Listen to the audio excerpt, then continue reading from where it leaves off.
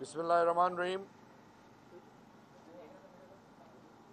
शुक्र है उस ज़ात का जो तमाम जहानों का खालिक मालिक राज़िक है। मैं आज इस वक्त गिडानी में गडाब में खड़ा हूँ। एक नादरा के नए ऑफिस का इफ्तिताह। ये कराची के आउटस्कर्ट्स में है और कोई 50 किलोमीटर्स है मलीर कैंट से। यहाँ पे अब ये जो फैसिलिटी प्रोवाइड की गई है वन विंडो, और वो जब हम बात करते हैं नए पाकिस्तान की, तो मैं थोड़ा सा पाकिस्तानी कौम को ये बावर कराता चलूं कि इस वक्त ये यूनियन काउंसिल की बिल्डिंग है और ये साथ ये बिल्डिंग जिसमें रजिस्ट्रेशन करती थी नादरा और पाकिस्तान के बासियों का इज्जत का ये आलम था कि कौम की माएँ बहनें बेटियां बुजुर्ग जवान जब आते तो बिल्डिंग की हालत देख लें। कोई फैसिलिटी नहीं थी, कोई इज्जत नफ्स, कोई एहसास, कोई दर्द, कोई इस नाम की चीज़ नहीं थी। और मैं आज ये जो नई बिल्डिंग और जो फैसिलिटीज़ यहाँ पे प्रोवाइड की गई हैं, इसमें सबसे पहली चीज़ जो है वो ये है कि प्राइम मिनिस्टर साहब का विज़न कि पाकिस्तानियों को इज्जत दें, चाहे वो जिस सोच, जिस फिक्र, जिस इलाके, जिस नज़रिए से उनका ताल्लुक क्यों ना हो। हमारा मकसद है कि सूबों में जिनकी हुकूमत है और वफाक सबको साथ लेके चलना है, सब पाकिस्तानियों को इज्जत देनी है, चाहे वो जिस मज़हब और मसलक और इलाके और सोच के रहने वाले क्यों ना हो। अब इसका तमाम तर सहरा मैं खराज तहसीन पेश करता हूँ अपने चेयरमैन नादरा को और डीजी साहब को, कर्नल साहब को। उनकी परफॉर्मेंस एग्जाम्पलरी है। 2018 अगस्त के बाद जो परफॉर्मेंस है मैं पूरी कौम के साथ शेयर करना चाहूँगा। मुझे ये कहते हुए यकीन जानिए रूहानी खुशी हो रही है जो फिगर्स मैं अभी आपके साथ शेयर कर रहा हूँ। ये फिनोमिनल परफॉर्मेंस है और ये तमाम तर सहरा मेरे चेयरमैन साहब को, मेरे डीजी साहब को, उनकी पूरी टीम को जाता है। Regional head office Karachi, 52 NADRA दफ्तर और 11 जोनल दफातर को रेनोवेट किया गया और रिकॉर्ड पीरियड में किया गया। महीने नहीं लगे। आप हैरान होंगे कि दिनों में ये काम किया गया। और ये अगेन टीम वर्क और प्रोफेशनल अप्रोच जो दिखाई है, उसके लिए मैं इनको ना सिर्फ अप्रिशिएट करता हूं बल्कि ये ऑनरेबल प्राइम मिनिस्टर साहब को भी अब करीब जब हम प्रेजेंटेशन देंगे तो they have become a feather in the cap of this present government माशाल्लाह। तमाम दफातर्स को वन विंडो में तब्दील किया गया है। इससे पहले एक क्लाइंट को या कंज्यूमर को जब फैसिलिटेट किया जाता था तो उस पर 25 मिनट से लेकर आधा घंटा लगता था। अब वो टाइम कम होके 5 से लेकर 8 मिनट। ये रिकॉर्ड इंप्रूवमेंट है। इसके अलावा बल्कि प्रोसेसिंग टाइम शायद 25 से 45 मिनट था और इसमें अगर बिजली चली जाए या और कोई मसाइल हो तो वो तो एडिशन और हो जाती। अब डेली प्रोसेसिंग टीम वही थी, लोग ये वही हैं। पहले मैक्सिमम 4,500 4,000 5,000 डेली प्रोसेसिंग होती थी। अब अल्हम्दुलिल्लाह सुम अल्हम्दुलिल्लाह मैक्सिमम 19,000 टच की है और औसत जो है वो 14,000 14,500 है। कहीं पे 4 4,500 और कहीं पे मैक्सिमम 19,000 और एवरेज जो है 14,500। ये चीज़ें कौम को बतानी है। लोग वही हैं। इन लोगों को एक मैसेज दिया कि कोई पॉलिटिकल इंटरफेरेंस नहीं होगी, कोई सियासी मुदाखलत नहीं होगी, कोई मर्जी वाले इधर को इधर लगा दो, उसको उधर लगा दो, ये जो पुरानी सोच और वतीरा है। मकसद एक है, किसी के साथ ज्यादती ना हो, तमाम टीम प्लेयर्स को इज्जत मिले, उनको ये एहसास हो कि मैं जिस इदारे में काम करता हूं मेरी इज्जत है, और मुझे जब मैं मेहनत करूंगा तो मुझे रिवॉर्ड मिलेगा, मुझे तबकी मिलेगी। ये नहीं कि मुझे अपनी ज़ाती पसंद नापसंद के लिए एक बंदा जो परफॉर्म कर रहा है उसको आप हटा दो और अपनी मर्जी वाले बंदे को ले आओ जिसको कुछ पता ही ना हो। अब हमने ग्लोबली कम्पीट करना है, हमने दुनिया को ये बताना है कि ये वो पाकिस्तानी जो ओवरसीज़ पूरी दुनिया को हैरान किए हुए हैं, हमारे मुल्क के अंदर क्यों वो परफॉर्मेंस लेवल नहीं है। जिस तरह मैं बता चुका हूँ, कहीं डेली के बेस पे 4-4,500 और अब 14,000 एवरेज और मैक्सिमम 19,000, ये और इसको और आगे हम इम्प्रूव करेंगे इंशाल्लाह। हमने ग्लोबली कम्पीट करना है। और इन दी एंड मैं ये आपको बताना चाहूँ, मैंने यहाँ के इलेक्टेड मेंबर्स को भी कन्वे किया था कि वो भी मेरे साथ होते, और जिस पार्टी से जिसका भी ताल्लुक हो, हम सब पाकिस्तानी हैं, पाकिस्तान को हमने प्रमोट करना है, सिर्फ पाकिस्तान की बात होगी। और सबसे बढ़कर ये कि बात होगी परफॉर्मेंस की, जो परफॉर्म करेगा, जो डिलीवर करेगा, उसको अप्रिसिएशन मिलेगी। जो परफॉर्म नहीं करेगा, सिस्टम ऐसे है कि ऑटोमेटिकली वो फिल्टर आउट होता जाएगा। और साथ ही साथ मैं 2 बातें और कहना चाहूँगा। PSL कल जो फाइनल हुआ, अल्हम्दुलिल्लाह सुम अल्हम्दुलिल्लाह, hats off to all the key stakeholders, rangers, Sindh police, तमाम सूबाई हुकूमत, तमाम की स्टेक होल्डर्स को, इंटेलिजेंस एजेंसीज, पाक आर्मी, सबका एग्जाम्पलरी, लोकल गवर्नमेंट का, सबकी कंट्रीब्यूशन, सब ने मिलकर परफॉर्म किया और दुनिया को ये बावर कराया कि हम कॉम्पिटिशन्स करवा भी सकते हैं और अमन प्रायोरिटी नंबर 1 है इस मुल्क का। यही अब बात प्राइम मिनिस्टर साहब भी करते हैं हिंदुस्तान के हवाले से कि हम आपके साथ अमन चाहते हैं। हम कोई ऐसी चीज़ का तस्वर इसलिए नहीं कर सकते क्योंकि हमने 1979 से जिस इस्तराब से ये कौम गुजरी है, और फिर वॉर ऑन टेरर, जो लाजवाल कुर्बानी हमने दी हैं, उसकी शायद ही कोई मिसाल मिलती हो। हमें ना कोई डरा सकता है अल्लाह के फजल से, क्योंकि इस मुल्क का आईन कुरान और सुन्नत के ताबे है और शहादत फ़लसफ़ा हुसैन है। हमें कोई डरा नहीं सकता। हम डरते सिर्फ अल्लाह से हैं। हम अपने हमसायों से अच्छा रिलेशन, इज़्ज़त और बराबरी की सतह पे, और साथ ही साथ PSL 2 जो आने वाला PSL 5th है, वो इंशाल्लाह पाकिस्तान में पूरा कंप्लीट करवाएंगे। और हमने अब इंटरनेशनल टीम्स को भी यहाँ पे बुलाना है और उसके लिए मिनिस्ट्री ऑफ इंटीरियर लीड लेती है इंटरनल सिक्योरिटी के हवाले से। तो मैं ये आपको बावर कराऊँ कि अभी से हमने इस पर काम शुरू कर दिया और इंशाल्लाह हम इसको प्रोफेशनली कंडक्ट करके दिखाएंगे और ये साबित कराएंगे कि PSL is the best league in the world. आखिरी चीज़, खुदा के लिए मुसलमान का ईमान क्या है? वो सिर्फ और सिर्फ इंसानियत की बात करता है, अमन और सलामती का मज़हब है।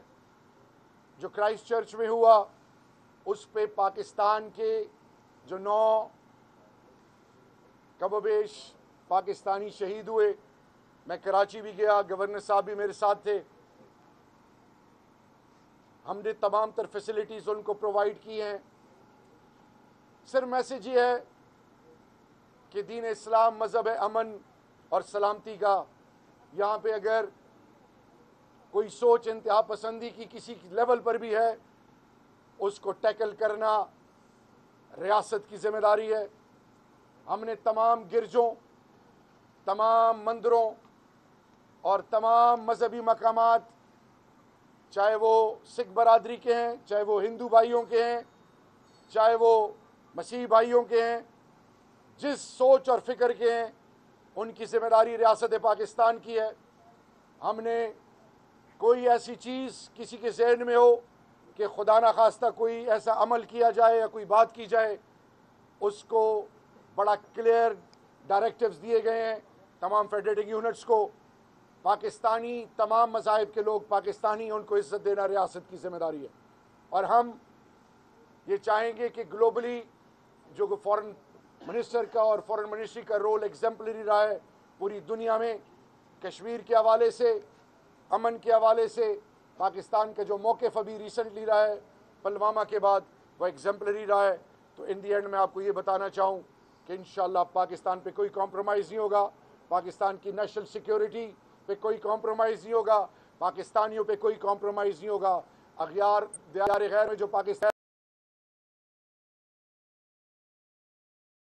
जब यहाँ पे प्रोफेशनली जो रिस्पॉन्सिबिलिटी है उस पर कोई कॉम्प्रोमाइज़ इंशाअल्लाह। कोई क्वेश्चन? आपने जिक्र किया एग्जेक्टली कारकर्दगी का मुख्तलिफ इदारों की हुकूमत की पार्टी के चेयरमैन बिलावल तंजीमों के साथ रवाबित है, इसमें कितनी हकीकत है और अगर है तो आप लोग जवाब क्या देंगे बिलावल भुट्टो साहब की स्पीच का? देखिए जी, हर आदमी, हर पार्टी, हर पॉलिटिकल लीडर को आज़ादी है अपना ओपिनियन देना, बात करना और तहकीक करना, सवाल उठाना। रियासत, क्योंकि गवर्नमेंट अल्लाह के बाद हमारी है, हम पर सवालात उठाए जाएंगे। जो चीज़ उन्होंने करनी है फाबिहा वेलकम करते हैं हम उसे। सिर्फ मैं ये बताऊंगा कि मेरे घर से 3 जनाजे निकले हैं। मैं एक मल्टीनेशनल को हेड करता था। मेरी ज़िंदगी एक खुली किताब है। जब मैं ऑपोजिशन का मेंबर था, मैं 5 साल 2013 से 2018, तो counter narrative through art and culture, उसके लिए लीडिंग पार्लियामेंटेरियन था। मैं हर किस्म के सवाल का जवाब दे हूँ, लेकिन मैसेज बड़ा क्लियर है। जो एग्जाम्पलरी मेजर इस हुकूमत ने लिए हैं, जब हमारा मजाक उड़ाया जाता था, वो माजी में एक शख्स सिकंदर ने पूरे इस्लामाबाद के साथ क्या किया, इस गवर्नमेंट ने देखें। और मैं तमाम की स्टेक होल्डर्स को अप्रिशिएट करता हूँ। जब नेशनल सिक्योरिटी की बात आए, जब हम यूएन के सिग्नेटरी हैं, जब इंटरनेशनल कंप्लाइंस की बात आए, तो रियासत पाकिस्तान उसकी कंप्लाइंस करेगी। कानून से बालतर कोई नहीं, rule of law, supremacy of law पे कोई कॉम्प्रोमाइज़ नहीं होगा। हाँ, जहाँ तक ज़ात की बात है, हर लेवल पर हर सवाल का जवाब मैं खुद दूंगा इंशाल्लाह। ये फरमा दीजिएगा, 2 चीज़ें। एक तो ये सर कि जो कराची में अभी आप 19,000 जो है हाईएस्ट, और उसके अलावा एवरेज आपके 14,000 है। पूरे पाकिस्तान में ये सूरत हाल में नज़र नहीं आती। केपी पंजाब में जो है वहाँ पे ब्रांचेज जो है उसको क्यों नहीं वन विंडो ऑपरेशन से मुंसलिक किए जा रहे, एक तो सवाल में रह गया। दूसरा, खान साहब ने एक ऐलान किया था जो बंगालीज के हवाले से कि उनके शनाख्ती कार्ड बना के दिए जाएंगे, ग्राउंड पे में कोई नज़र नहीं आते हैं। इस हवाले से क्या होने जा रहा है? क्योंकि ये सर हाँ वो उसमें शामिल है, उसमें बिहारी भी शामिल है, और उसमें आफरीदी साहब ये होता है कि ये लोग चूँकि के बारे में इदारों ने रिपोर्ट भी दी है कि ये बेनाम लोग जो है ये कहीं मिस यूज़ हो सकता है इनका। तो इस हवाले से क्या पॉलिसी बना रहे हैं आप लोग? सर इसी के साथ फिर आप कर लीजिए। इस क्वेश्चन बड़ा सेंसिटिव है, तो इसलिए देखिए जी, परफॉर्मेंस गेज होती है। मुझे आज इन्होंने presentation the, south of Punjab की भी परफॉर्मेंस एग्जाम्पलरी है और सख्त कंपटीशन है रीजन्स का आपस में। एक तो परफॉर्मेंस पे कोई कॉम्प्रोमाइज नहीं होगा, सबकी परफॉर्मेंस इंप्रूव हुई है। 2 अगस्त 2018 ऑनवर्ड्स, और इस पे प्रॉपरली नज़र है हमारी भी, चेयरमैन साहब की, और साथ ही साथ one window service across the board. हम रूरल अर्बन हर एरिया थर में आप चले जाएं, सिंध के कोने कोने में चले जाएं, आपको वन विंडो सर्विस अब मिलेगी इंशाल्लाह। ये एग्जाम्पलरी मेजर्स हैं। रही बात, देखिए जी, हदीस शरीफ है, बगैर तहकीक के कोई बात आगे बढ़ाना झूठ के ज़मरे में आता है। ऑनरेबल प्राइम मिनिस्टर साहब ने 3 कम्युनिटीज़ का नाम लिया और उनके हवाले से पार्लियामेंट में डिबेट होगा कंसेंसस से। तमाम पॉलिटिकल पार्टीज़, चाहे वो बलूचिस्तान की हैं, चाहे वो सिंध की हैं, चाहे वो केपी के, चाहे वो पंजाब, चाहे वो फेडरल लेवल की पार्टीज़ हैं, चाहे रीजनल लेवल की पार्टीज़, पार्लियामान में उस पर डिबेट होगी और उसके बाद मुत्तफ़िका तौर पर एक फ़ैसला लिया जाएगा और फिर आगे जाया जाएगा इंशाल्लाह। Sir Waseem from Airway News, मुझे बता दीजिएगा कि जहाँ पे हम मौजूद हैं, उस फासले पर अफगान बस्ती है, तो अफगानियों के शनाख्ती कार्ड बनाने के लिए क्या प्रोसेस होंगे या सेम प्रोसेस के तहत शनाख्ती कार्ड बनाए जाएंगे? और दूसरी चीज़ सर, जैसे उस्मान मुबीन साहब और मीर हसन खान साहब की सरबराही में यहाँ पे आपने भी कारकर्दगी बताई, कराची एक्सप्लोर होता जा रहा है, आबादी बढ़ती जा रही है, तो मज़ीद सेंटर्स क्या बढ़ाए जाएंगे इन फ्यूचर? देखिए जी, ऑब्वियसली इंशाल्लाह करीब कुछ ही हफ्तों में आप देखेंगे 2 और सेंटर्स हमारे बनने जा रहे हैं। हमारा मकसद है कि फैसिलिटेट किया जाए पाकिस्तानियों को एट देयर डोर स्टेप, और इसमें innovative ideas, out of the box ideas भी आ रहे हैं इंशाल्लाह। आजकल टेक्नोलॉजी का दौर है। आप रही बात अफ़गानी भाइयों की, देखिए जी, उनकी अपनी एक रजिस्ट्रेशन जो इसका प्रोसेस है वो अपनी जगह। मैं वही बात करूंगा कि जो प्राइम मिनिस्टर साहब ने कहा था, उसके हवाले से तमाम पॉलिटिकल पार्टीज़ के साथ मशावरत, उनके स्टेक होल्डर्स के साथ, और पार्लियामान में उस पर डिबेट होगी।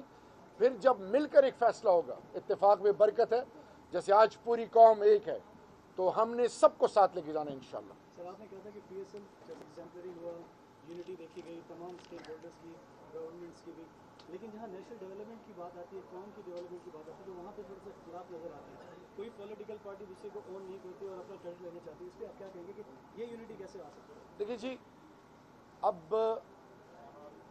मीडिया बहुत वाइब्रेंट है, शुक्र है उस ज़ात का कि आपका रोल बड़ा एग्जाम्पलरी है मीडिया का।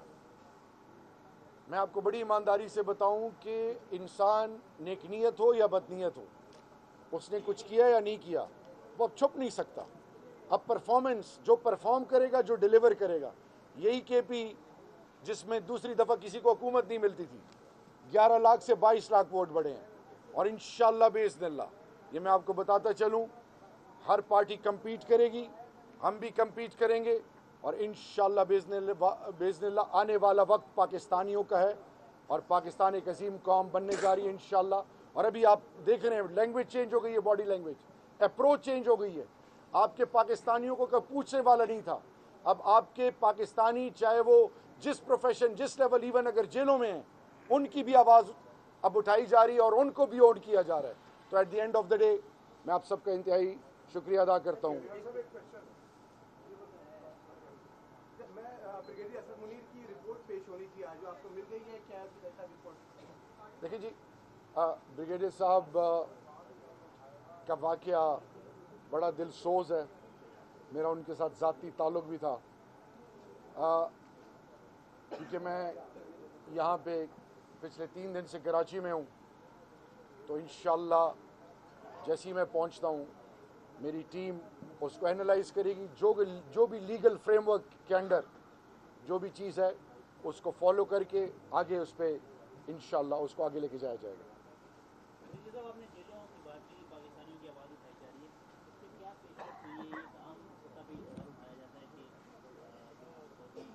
जो आए थे उससे बीती बात, तो कुछ लोग क्या रहा हुए हैं, इसमें क्या पेशरफ हुई? ये देखिए जी, मैं सबसे पहले अल्लाह का शुक्र अदा करूँगा, फिर मोहम्मद बिन सुलेमान इस रॉयल हाइनेस का, कि वो जब पाकिस्तान आए, उन्होंने जब प्राइम मिनिस्टर साहब की रिक्वेस्ट पे ये कहा कि मुझे पाकिस्तानी एम्बेसडर आप वहाँ पे समझें, ये इंटरनेशनल पॉलिटिक्स में आम बात नहीं है। दूसरी चीज़, 2109 के करीब वो कैदी, आप उनके फुटेजेस, सोशल मीडिया तो बड़ा वाइब्रेंट है, तो एग्जाम्पलरी है। और ये अब इधर हम नहीं रुक रहे, हमने टर्की के साथ, यूएई के साथ, सऊदी अरब के साथ, इंग्लिस्तान के साथ एक्सचेंज ऑफ प्रिजनर और आगे एक्सट्रेडिशन ट्रीटीज़ भी, और हम ये पूरे मिडल ईस्ट में, पूरी दुनिया में पाकिस्तानी जहाँ जहाँ पे हैं, अभी हमारी जिम्मेदारी है उनकी इज़्ज़त नफ्स, उनको प्रोटेक्ट करना, उनके मफादात को प्रमोट करना, और उनके साथ जहाँ पे भी अगर कोई ज़्यादती हो रही है उसकी आवाज़ भी हम बनेंगे। थैंक यू सो मच जी। पाकिस्तान जिंदाबाद।